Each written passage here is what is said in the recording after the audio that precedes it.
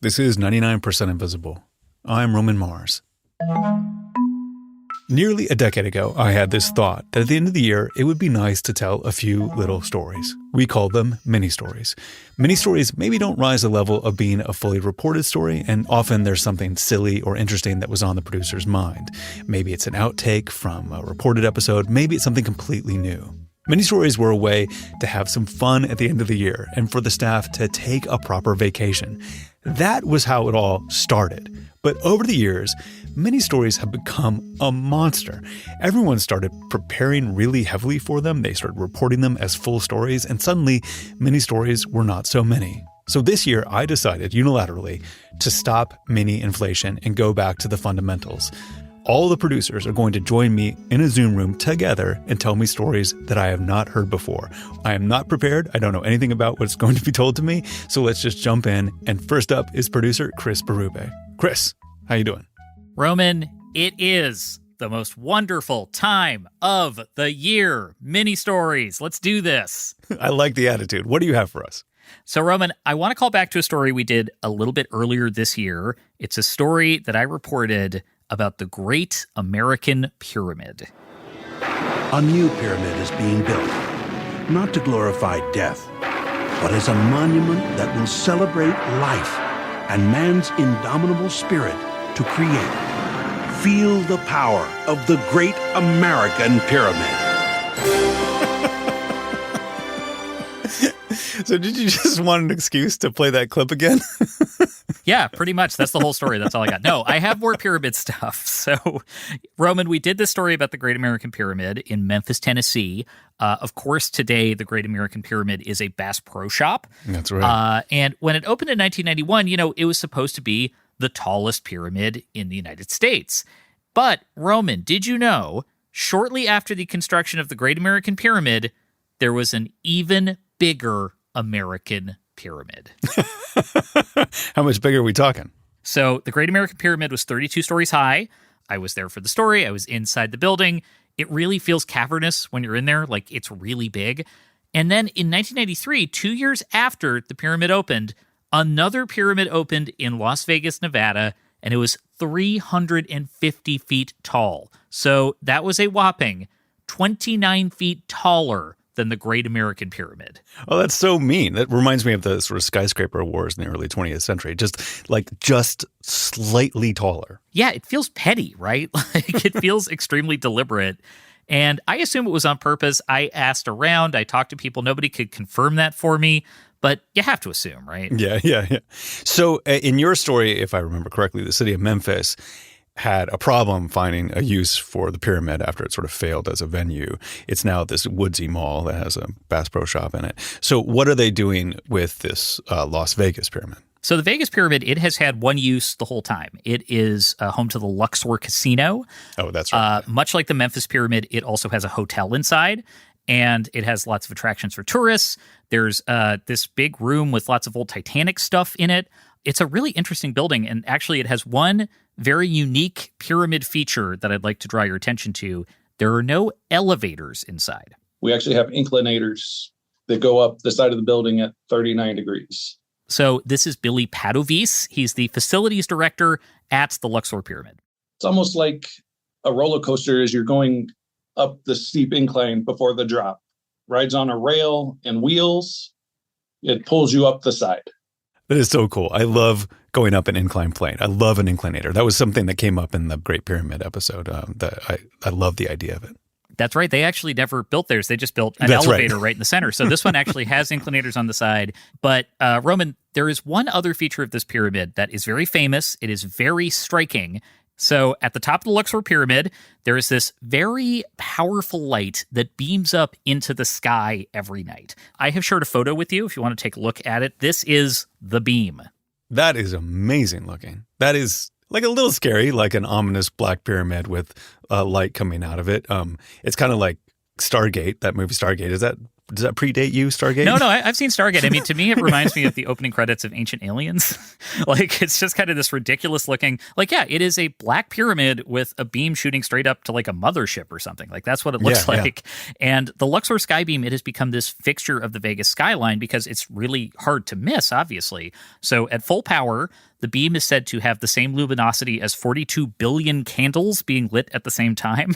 Mm-hmm. And it is so powerful. Apparently, airline pilots can see the Luxor beam from California. And actually, a couple years ago, I drove into Las Vegas for a story. I was coming over this hill, and then suddenly you just see the beam. That's like the first thing you see that indicates like, oh yeah, like Vegas is over there. We're getting really close to Vegas. It's like this incredible tool for navigation. So how does a beam like that work? Like, is it just one big light bulb? Is there lots of light bulbs? I can't sort of fathom how you get something so bright and so clear. Right. So you're correct. It is a series of very bright light bulbs that are all using xenon gas. It started out as spotlights that uses a super bright light bulb. It's a sun tracker. You know, when it gets dark outside, the light comes on. When it gets bright, it turns off. It's certainly very Las Vegas to have like a bright light that turns on every single night, whether you want it or not. You know what I mean? But it's so bright that you can see it from California, you said. And is that distracting? Is it dangerous if you're like flying a plane or something like that? I mean, that's a great question. And as best I can tell, there have been no incidents with airline pilots, helicopters, anything like that. But there is an issue that comes with operating a light of this size. It attracts the natural world. Just like when you turn on your light at home, that moth always goes towards the light. When we turn the beam on, there's moths up there. And then, you know, with moths, they bring predators. Bats come in and they eat, and there is an ecosystem up there. So you get insects, you get bats, you get owls, you get all kinds of birds that are drawn in by this thing. And Billy says that normally it's fine. Like they circle around the lights, then the birds and the insects disperse when the light goes off. And it's interesting because I first became aware of the Luxor beam because of a news story in 2019 about a very serious bug problem that came to the Las Vegas Strip. Oh, no. So, Roman, I'm actually going to ask you to watch the video for a second and just give a reaction to what you're seeing on screen. In Sin City, it's the insect invasion, putting on a show no one can escape. A 24/7 onslaught of grasshoppers. For many, the first impression felt downright biblical. A migrating horde of bugs so big, you could even see them from space. Oh my God. Yeah, it just covered like every surface of the Vegas Strip for a couple of weeks. And this was 2019. So in 2019, Nevada had this very rainy winter, and then it had this very mild spring. And that is the exact cocktail for a productive breeding season for the pallid-winged grasshopper. And it is notable that these grasshoppers are drawn to artificial lights. What we saw was that the urban lights in Las Vegas sort of act as an attractant on the landscape, drawing these insects in to what is otherwise very poor habitat, right? Parking lots and the Strip of Vegas is not an interesting or attractive place for a grasshopper to be, but this light is drawing them in. So this is Dr. Elska Tynelands. She's an insect biologist who studied this giant swarm of grasshoppers. And using radar data, she says it's clear the grasshoppers were moving towards Vegas at night when all these artificial lights were on, right? So at its peak, according to Dr. Tynelands, there were about 45 million grasshoppers on the Vegas Strip. I can't even imagine that number. It is a tremendous number. It's more grasshoppers than that Las Vegas gets human visitors over the course of a year. So Vegas was this magnet for grasshoppers. And in all this news coverage, there is footage of these grasshoppers swirling around in the skybeam. And Billy says, okay, yes, there were a ton of bugs. There were so many bugs. Nobody could walk around without being swarmed by bugs. But this was not specifically the beam's fault, right? Las Vegas has lots of artificial lights. And Dr. Tynelands, she says, yes, we cannot single out the skybeam here. So is this still a problem? Was it just that season? No, Las Vegas is not still overwhelmed by grasshoppers. This was a fairly short phenomenon. So these grasshoppers don't live super long. Most of them died off pretty fast. So the workers in Las Vegas had to clean up these giant piles of dead grasshoppers. But after seeing all this footage, like, it is hard for me not to think about the giant swarms of grasshoppers when I think about the sky beam and the Luxor pyramid, right? It was not their fault, but it is hard to get that image out of my head. Yeah, it is a haunting image. Well, thank you so much, Chris. This is fantastic. So are you going to give us like pyramid stories like all the time now? You're the pyramid correspondent? I guess I could do the Transamerica pyramid next. Absolutely. That's what's next. That's what I want. I guess so. So I should note that is actually the tallest pyramid in America. I think it's the Luxor is by volume the biggest pyramid. Transamerica's tallest. I don't know. You can send me to Egypt? Maybe that's the next step in all of this. We'll work on it. Thank you, Chris. Thanks, Roman. Up next, waiting patiently in our Zoom room. Actually, probably not waiting all that patiently, honestly. She was the one complaining the most about having to sit on the rest of the Zoom with the rest of us is Vivian Leigh. Vivian, what do you have for us? Roman, you asked us to keep it simple, so I am leaning out this year, and I am just going to share a website that I've been fascinated with for years now, I think. So, Roman, can you do me a favor? Go to your browser and type in GAIL.com. GAIL.com. Okay. And then what do you see? It says, hello and welcome to Gale.com FAQ. This is a very simple text-based website. It's a gray background, black type, and it has a few questions and answers. Yes. And so the whole website is maybe a page long. Yeah. There's like 9 questions and answers. And the first question reads, question, why isn't there any content here? Can't you at least throw up a picture of your cat for the internet to check out? And the answer is, sorry, I have a cat, but she's pretty unexciting by internet standards. As for why there is very little content here, we wanted to keep the server's attack surface as small as possible to keep it safe. Intriguing. So what are we looking at here? So although there is very little content on Gale.com, this webpage actually gets a ton of traffic, and that's because Gale.com is a really common typo for Gmail.com. Oh, that's so funny. That totally checks out. That totally seems like an internet thing. That's awesome. Yeah, exactly. So according to the Gale.com fact page, in the year 2020, it received a total of 5,950,012 hits, which was an average of about 16,257 hits per day. So it's a pretty steady flow of people, missing the M in Gmail. And I was curious, so I checked the stats for our website, 99pi.org, which you plug at the end of every single episode. And Gale.com gets about 3 times as much traffic as us, and much of that by accident too. Okay, so who actually owns Gale.com? I mean, Gale does. Oh, it's as simple as that. So then who's Gale? I honestly don't know much about her. From what I could tell, Gale is a pretty private person. I haven't been able to find any interviews with her, and I've actually been trying to get in touch with her for about 4 years now, so I feel like I could safely say she's not interested in speaking with me. But according to the fact page, Gale received the domain name as a birthday present from her husband back in 1996, which was actually about 8 years before Gmail even existed. And fun fact, her husband who gifted her the domain, his name is Kevin, and he is the owner of kevin.org, which redirects you to his LinkedIn profile. So he was a man ahead of his time. Oh, yeah. Kevin was living in the year 2004. So according to Gale's fact page, too, her email provider rejects around 1.2 million misaddressed emails to Gale.com a week. Whoa, so that's a whole nother level of server load. In addition to the 6 million visits, they get all this email that is not meant for them. That is crazy. I mean, you would think that with all these accidental visits every year to Gale.com, it would be kind of a valuable property. Like you could put up more than just a fact page, or even that Google itself would want to buy it just to avoid any of this confusion. Yeah. I don't know if Google has ever attempted to buy Gale.com, but it does already own a bunch of misspelled versions of Google.com. That makes sense. Like Google, like G-O. Like yeah. That's exactly correct. Yes, they do own Google.com.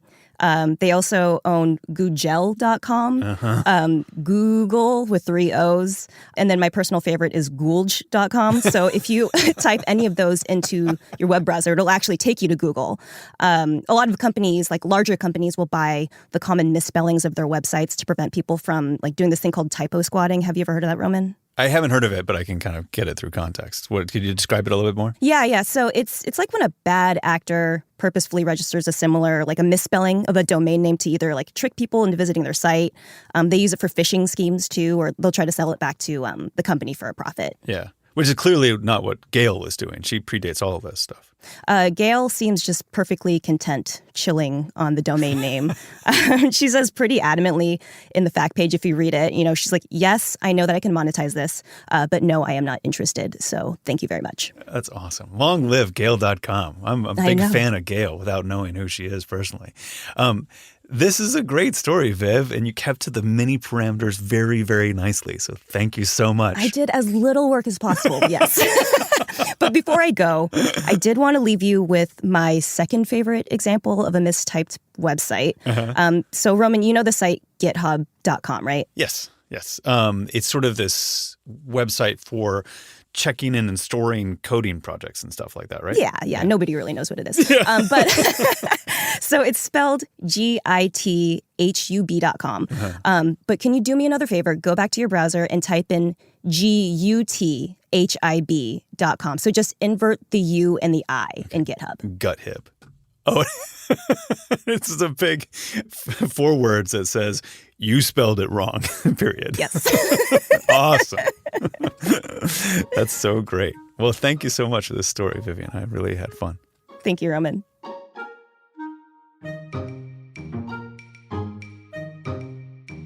Okay, we're going to take a quick break here, and we'll be right back with another mini story.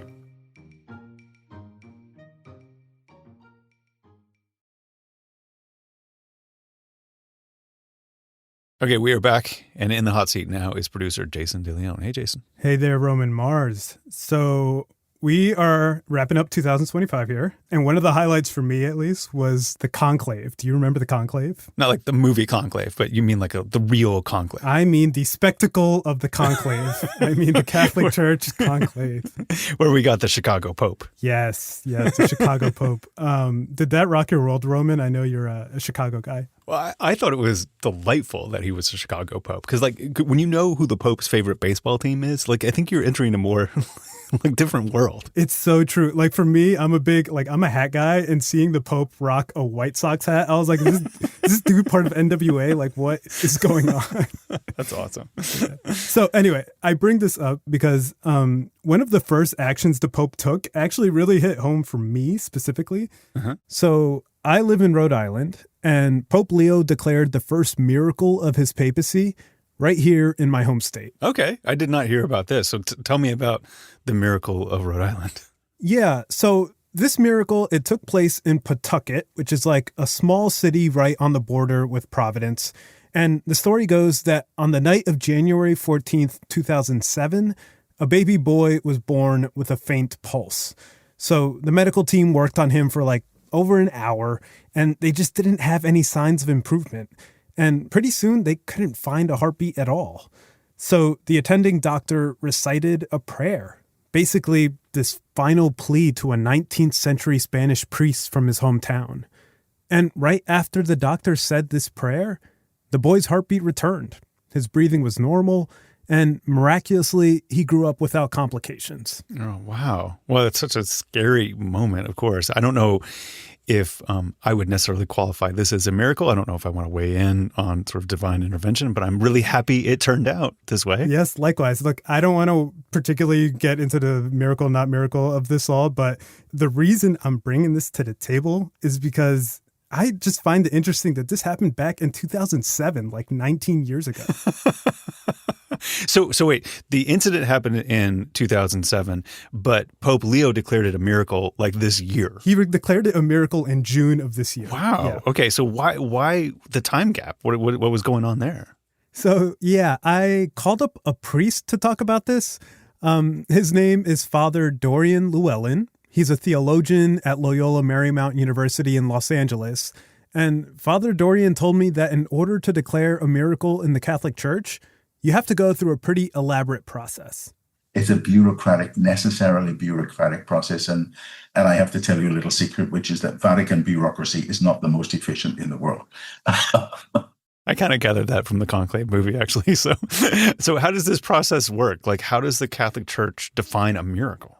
So I should say off the top here that I'm going to focus on medical miracles kind of specifically because me and Father Dorian mostly talked about that. And so, yeah, these medical miracles, they have to check 3 boxes. The first, the healing must directly follow a prayer to a holy person. The second, the healing must take place in ways that the best informed scientific knowledge cannot account for. And the third is that the healing must be lasting.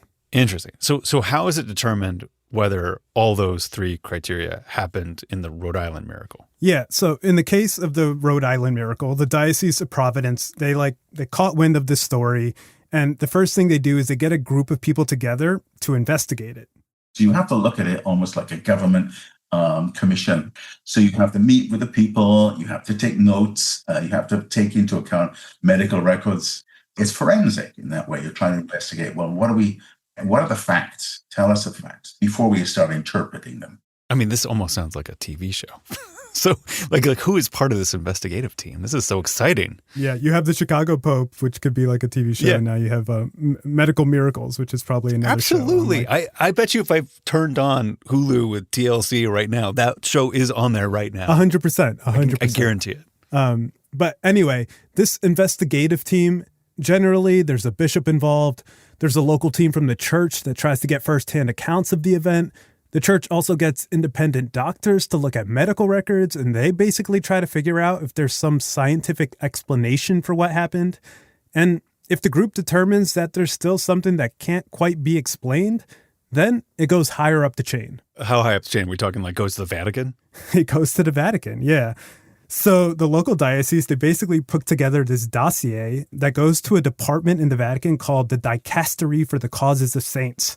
And they have an office in the Vatican City. Yeah, there is an office, it's a physical office, which is people who, go to work and drink coffee and have lunch. And what's the miracle today that we're looking at? Yeah, they do. It's part of the portfolio. So, Roman, something I should explain here is that the Dicastery for the Causes of Saints is a department that oversees the beatification and canonization process. Do you have any idea what those words are? Yeah, well, that's how you determine if like a holy person is actually a saint, right? That's right. There's a process to determine who is worthy of sainthood in the Catholic Church. And the reason miracles go through this office is because you need 2 miracles to become a saint. So it's like, this is like your resume, like under special skills, it's like started, stopped hearts and stuff like that. You need like a couple of miracles on your resume to make it to sainthood. Exactly. Yeah, exactly. And so in the Rhode Island miracle, that 19th century Spanish priest that the doctor prayed to, that priest is now on the path to sainthood. The Rhode Island miracle is involved in the beatification of a Spanish priest whose file was dormant for a long time. And then I think somebody got really interested in the case and literally blew the cobwebs off and started doing more investigation. So what's the next step here? Like the case is now in the Vatican's hands and what happens? Right. So in this department at the Vatican, the Dicastery for the Causes of Saints, which I just love saying, they perform basically a whole other investigation to the miracle. They gather their own eyewitness accounts, they go back through the medical records, and for a long time, there was actually an official role in this office for the devil's advocate. Wait, so is this like the origin of that term, devil's advocate? Yeah, it comes from this. It comes moly. from this one job at the Dicastery for the Causes of Saints. And the role for the devil's advocate was to find arguments against canonization. Wow. And one way you could do that is by poking holes in the miracles. Oh, I am so fascinated by this process. That's so interesting. I think the process is really interesting too, but it did change in the 1980s. Like that title isn't really the title anymore. They have a different, more administrative kind of role or whatever. Yeah. But today, the people who are like poking holes in these miracles are mostly the medical experts. And Father Dorian actually knows a few of these people. My impression with them is that they're more likely to weigh on the edge of natural, declaring something to have natural, purely medical explanation. They are not in the business of creating miracles or declaring miracles. It's not in their interest because they want the process to be as objective and as credible as possible. That is so interesting. It's so fascinating to have all this apparatus around them. And like you said, like these are all full-time jobs. They go to the office, they do a thing. Like who is putting this all together? Like who pays for all this stuff?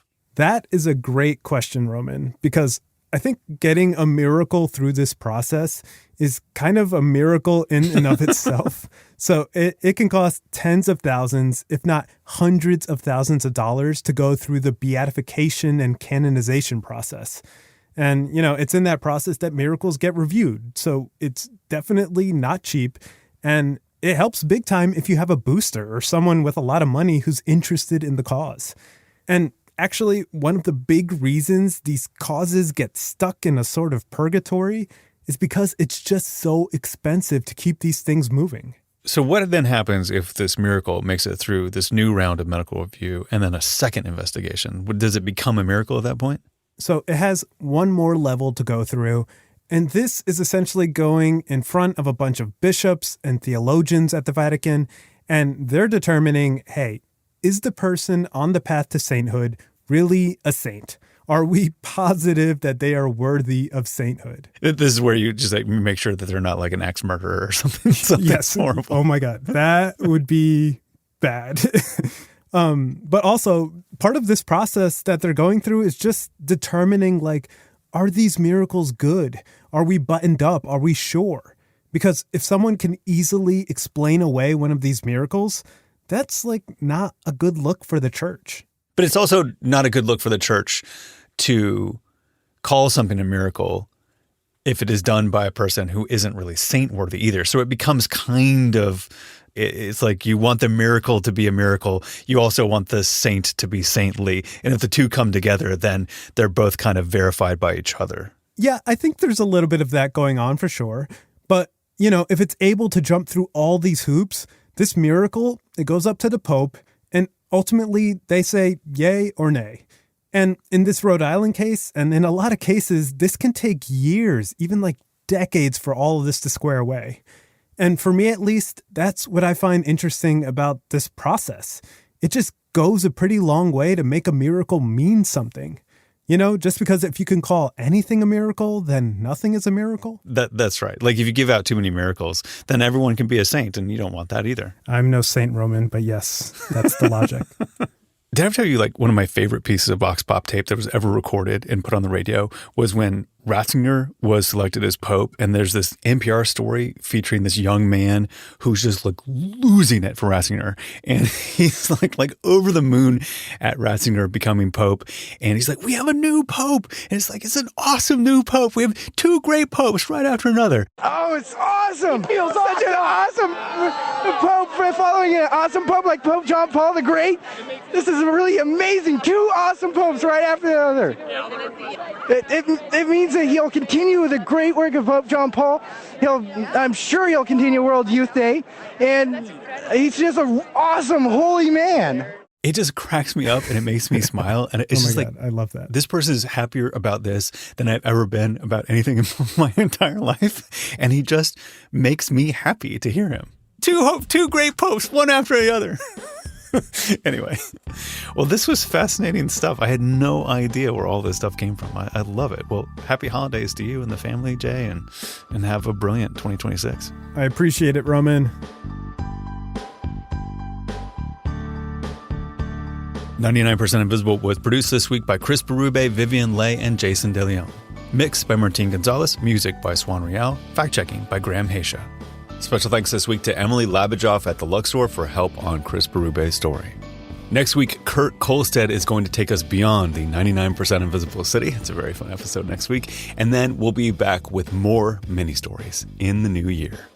Kathy Tu is our executive producer. Kurt Kolstad is the digital director. Delaney Hall is our senior editor. The rest of the team includes Emmett Fitzgerald, Christopher Johnson, Lasha Madon, Joe Rosenberg, Kelly Prime, Jacob Medina Gleason, Talon and Rain Stradley, and me, Roman Mars.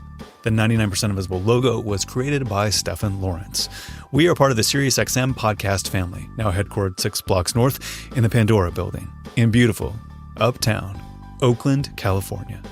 You can find us on all the usual social media sites as well as our own Discord server. There's a link to that as well as every past episode of 99PI at 99pi.org.